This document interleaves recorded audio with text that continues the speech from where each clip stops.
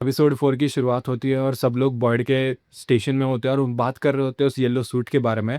तो हेनरी बता रहा होता है सबको कि उसने देखा था मिरांडा की पेंटिंग में एक आदमी जो परफेक्टली येलो कलर के सूट में था।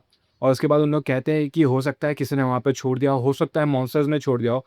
स्पेसिफिकली बॉयड कहता है कि हो सकता है कि ये मॉन्स्टर्स हमारे साथ गेम खेलने के लिए ऐसा कर रहे हैं, क्योंकि अगर वो पेंटिंग में था तो पहले रहा करता था, अभी कैसे रह सकता है। और जो सबसे आसान तरीका है ना इसका फिक्स करने के लिए, पता करने के लिए, तो हमें जाके सीधा विक्टर से बात करनी चाहिए।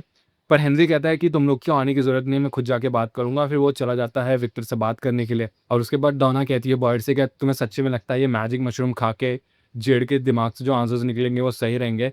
तो बॉयड कहता है मुझे पता नहीं, पर बाहर जाके बॉडी काउंट करने से तो बेटर यही है ना कि एक कुछ ना कुछ आंसर्स मिल जाए। उसके बाद में डॉना कहती है एलिस से कि हमें जाना है उस सेटलमेंट में जहाँ पे हमें क्रॉप्स दिखे थे और वहाँ से क्रॉप्स लेके आना पड़ेगा, क्योंकि जो खाना है वो ख़त्म हो रहा है टाउन में। तो गाइज़ ये चीज़ कन्फर्म हो जाती है कि ये जो वॉइसेस जो सारा के दिमाग में आ रही थी वो man in yellow he create कर रहा था। वो इस सीन में अपने पावर्स यूज़ करता है, फिर बाद में बोलना शुरू करता है और वो सेम वॉइसेस सारा के दिमाग में आना शुरू हो जाते हैं। सोफ़ी आ जाती है वहाँ पे नाटक करने के लिए कि उसको पता नहीं है, और फिर बाद में उसकी मदद करने की कोशिश करती है। उसके बाद हम देखते हैं ताबिता और जेड बात कर रहे होते हैं और वो जेड से पूछती है कि तुम ईथन के साथ क्या कर रहे थे? तो बाद में वो बताता है कि ईथन ने उसे ऐसा कहा कि जिम ने उसे लेक ऑफ टीयर्स ढूँढने के लिए कहा है। और ताबिता कहती है कि वो असली चीज़ नहीं है, तुम्हें पता है ना, देखो ये कब से इन लोग इस टाउन में हैं और इन लोग ने कितनी चीज़ों के बारे में कहा है कि ये असली नहीं है, ये असली नहीं है। ये टाउन को लेके क्या असली है? आप कम से कम इस पे विश्वास करने की कोशिश तो करनी चाहिए। बट वो बिल्कुल मानती नहीं है और फिर वो इवेंचुअली जेड को कहती है कि माफ़ी माँगती है कि उसको ये बोलना नहीं चाहिए था कि जिम के बदले जेड की जान जानी चाहिए थी। और फिर ताबिता उसे कहती है कि ख़्याल रखना अपने मशरूम ट्रिप पर, चली जाती है। फिर तभी बॉयड आ जाता है अंदर और फिर बाद में जेड खा लेता है मशरूम्स को। उसके बाद हम देखते हैं ईथन कोशिश करता है उस रिसीवर से अपने पापा के साथ बात करने के लिए, कि तभी ताबिता आ जाती है और फिर वो रिसीवर छुपा देता है। और फिर ताबिता उससे पूछती है कि तुमने मुझे क्यों नहीं बताया लेक ऑफ टीयर्स के बारे में, तुम जेड के पास क्यों गए?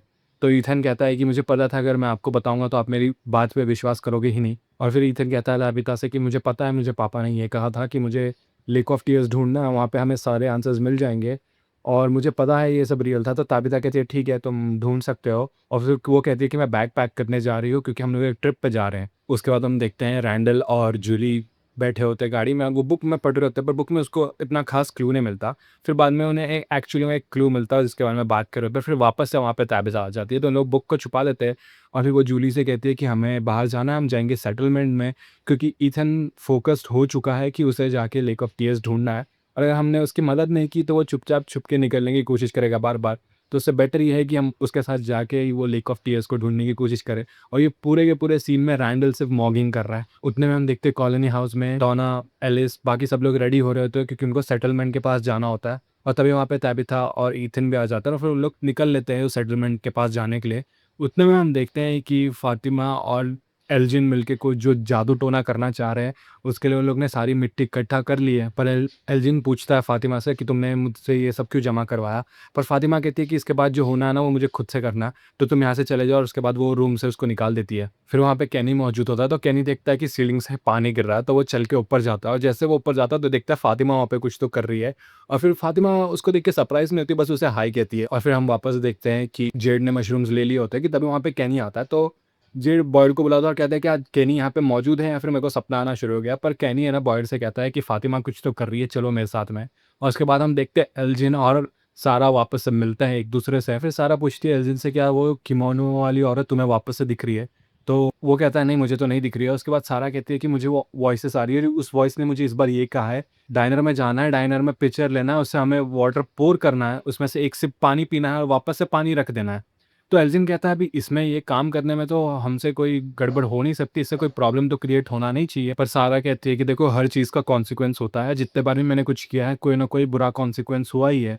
तो फिर एल्जिन कहता है कि नहीं करते, तो फिर वो कहती है कि वॉइसेस ने कहा कि अगर मैंने ये काम नहीं किया ना तो दोपहर तक किसी के बारे में जिसके बारे में मैं केयर करती हूँ ना उसके साथ बहुत बुरा होगा। उसके बाद हम देखते हैं हेनरी पूछता है विक्टर से मैन इन येलो के बारे में और विक्टर वापस से फ्रीज हो जाता है।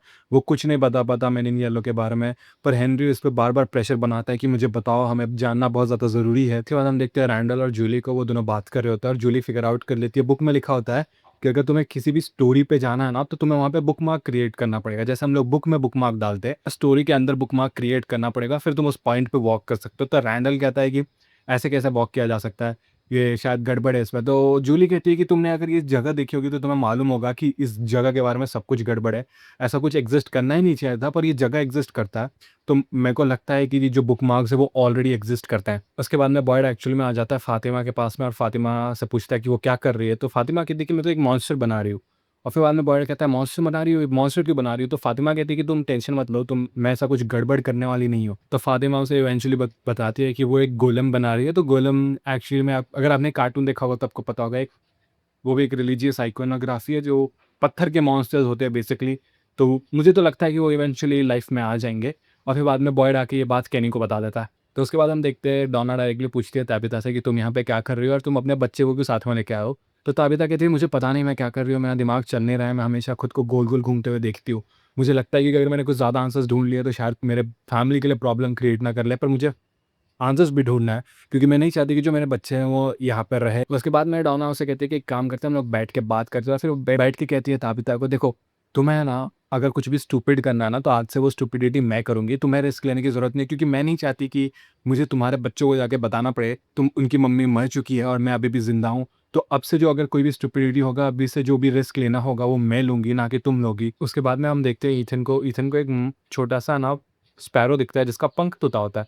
तो वो कहता है कि हमें ना इसे ले जाना चाहिए, क्योंकि अगर हम लोग ने लेक ऑफ टीयर्स ढूँढ लिया और इसको लेक ऑफ टीयर्स में डाल दिया ना, तो इसका पंख एकदम से ठीक हो जाएगा। फिर उसके बाद हम देखते हैं जो सायरा है वो आ जाती है डाइनर में, वो जग से पानी डालती है और पानी वापस डालने की सोच रही होती है कि तभी वो कह देती है वहाँ पे जो जो बस ड्राइवर औरत है वो काम कर रही थी, उसे वो कह देती है कि क्या तुम ये पानी बाहर फेंक दोगी? वो नहीं करना चाहती, कि तभी हमें बाहर से चिल्लाने की आवाज़ आती है और ये एक्चुअली में सोफ़िया होती है। सोफ़िया वहाँ से कूद गई होती है और फिर बाद में जैसे वहाँ पे क्रिस्टी और मैरियल पहुँचते हैं तो वो और सारा भी पहुँच जाती है, तो वो कहती है कि मैं वहाँ पे खड़ी थी और अचानक से मुझे ऐसा लगा कि किसी ने मुझे धक्का दे दिया, पर वो खुद कूदी है नीचे। तो सारा को लगता है कि जो वॉइसेज़ है वो सच बोल रहे थे और वो फटाक से भाग के जाती है और जो भी प्रोसेस है वो वापस से करती है, पानी पीती है और वापस डाल देती है जग में। और उतने में हम देखते हैं कि ताबिता और बाकी सब पहुँच जाते हैं सेटलमेंट में और फिर बाद में ईथन बताता है वो हड्डियों को देख के, कहता है कि हड्डी जैसी चीज़ों को देख के कि ये इविल स्पिरिट्स को दूर रखने के लिए है, ऐसा जेड ने बताया था, पर कोई उसकी बात पे फिर से विश्वास करता नहीं है। उतने में हम देखते हैं जूली खुद के बाल काट रही होती है और फिर वो रैंडल को कहती है कि पिछले बार जब मैंने स्टोरी वॉक किया था ना, तो एक क्रीचर ने मेरा बाल पकड़ लिया था और मैं नहीं चाहती हूँ कि वो उसको फिर से ऐसा चांस दूँ, इसलिए वो अपना बाल काट लेती है। उसके बाद वो रैंडल को ले जाती है और उससे समझाती है कि देखो, अगर मैं पास्ट में स्टोरी वर्क करके गई और फिर बाद में मैंने यहाँ पे पेपर पे कुछ लिखा, एक बुकमार्क, एक सिंबल बना के पेपर यहाँ पे डाल दिया, तो समझो अगर मैंने पास्ट में कुछ डाला होगा तो वो पेपर आज भी एग्जिस्ट करेगा, तो वो ऑटोमेटिकली यहाँ पे अपीयर हो जाना चाहिए। तो इससे मुझे पता चलेगा कि बुकमार्क क्रिएट हो रहे हैं और उसके मदद से मैं स्टोरी में इधर से उधर वॉक कर पा रही। फिर फाइनली जूली स्टोरी वॉक करती है और वो उस पॉइंट पे पहुंच जाती है जहाँ पे सबको मार दिया गया था। सारे के सारे लाश वहाँ पे मौजूद होते हैं और फिर जब वो सिंबल बनाने जाती है तब उसको पीछे से किसी की आवाज़ आती है और पीछे मैन इन येलो बैठ के किसी का लिवर खा रहा होता है और फिर जैसे ही वो जूली को देखता है तो वो जूली की तरफ भागता है जूली को पकड़ने के लिए और फिर जूली तब तक वहाँ पे पेन भी ड्रॉप कर देती है, सिंबल भी ड्रॉप कर देती है और फिर बाद में जैसे ही मैन इन येलो उस पे अटैक करने जाता है ना, रैंडल उसे खींच के बाहर निकाल लेता है और फिर वो जैसे उसको बाहर खींचता है तो फिर जूली अपने पॉकेट में हाथ डालती है, तो उस टाइम पेन और पेपर तो वहाँ ड्रॉप कर दिया था, पेपर उसके पॉकेट में ही मौजूद होता है, यानी कि ये जो तरीका है बुकमार्क छोड़ने का वो काम ही नहीं करता। उसके बाद में विक्टर जाता है और हेनरी को है ना ड्राइंग्स दिखाता है। ड्राइंग में वो बताता है कि मैंने ये लो जब आया था तो वो भी गाड़ी में आया था और हमें लगा था कि वो हमारे जैसा ही है, वो हमारा दोस्त बन गया। हम लोग के साथ उसने काम करना शुरू कर दिया, हम लोग के साथ वो बहुत अच्छे से रहता था। फिर इवेंचुअली क्या हुआ, जिस दिन सब लोग मारे गए तब जब मैं बाहर निकला तो मैंने देखा कि सब मारे जा चुके हैं और जब मैंने अपनी मम्मी की लाश ढूँढी ना तब मैंने देखा कि मैंने येलो उसे खा रहा था। उसके बाद बर्ड जाता है बात करने के लिए फ़ातिमा से और फ़ातिमा को पूछता है कि तुम अभी ये क्यों बना रही हो? तो फ़ातिमा कहती है कि मुझे लग रहा है कि मैं उसे अभी भी फ़ील कर पा रही हूँ, जो मॉन्स्टर मेरे अंदर था, वो जो फ़ील कर रहा है मैं फ़ील कर पा रही हूँ और मैं जो फ़ील कर रही हूँ वो फ़ील कर पा रहा है। उसे पता है कि मैं डरी हुई हूँ और उसको ये सब देख के बहुत ज़्यादा मज़ा आ रहा है और मुझे लगता है कि जो मैं गोलेम बना रही हूँ ना, वो मेरी प्रोटेक्शन करेगा, मुझे बचा के रखेगा। फिर हम देखते हैं हम लोग पहुँच चुके होते हैं सेटलमेंट में और सेटलमेंट वेजिटेबल्स ले जा सकते ले जाए कि तभी उनमें से एक आदमी को है ना एक रोप मिलता है और वो रोप जा रहा होता है लेक के अंदर। तो वो रोप को पकड़ता है और जब वो खींचता है तो पानी के अंदर से कुछ तो निकलता है। मुझे लग रहा है शायद वो लाश है या फिर वो क्या चीज़ है पता नहीं, वो वीडियो क्लियर नहीं है, मेरे पास वीडियो अभी फ़िलहाल क्लियर नहीं है। जब मेरे पास 1080 पिक्सल में आएगा तो मैं देख के आपको बता दूँगा शॉर्ट्स के थ्रू। बट फ़िलहाल के लिए ये था और वहीं पे एपिसोड नंबर 4 खत्म होता है। तो दोस्तों चैनल सब्सक्राइब नहीं करा तो सब्सक्राइब कर दो।